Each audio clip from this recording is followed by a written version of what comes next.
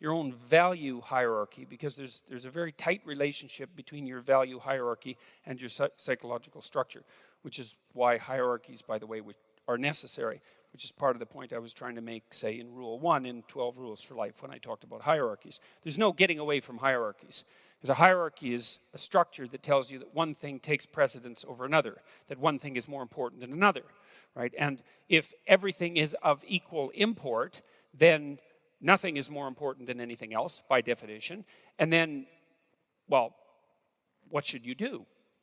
And the answer is, well, you can't tell, because nothing is any more important than anything else. And the definition of important, fundamentally, is something like that which you should do first. That constitutes importance. That's also something that's relevant, I would say, too, because a lot of the way that we look at the world is as a place to.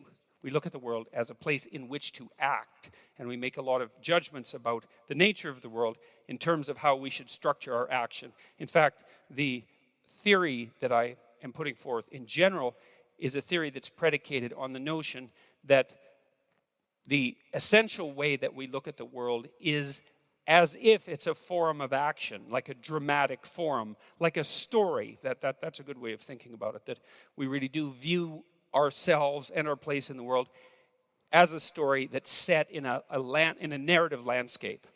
And you might argue that that's not the case. You could say, well, that viewpoint, for example, has been superseded by a scientific viewpoint, but it isn't obvious to me that that's the case. And it certainly isn't.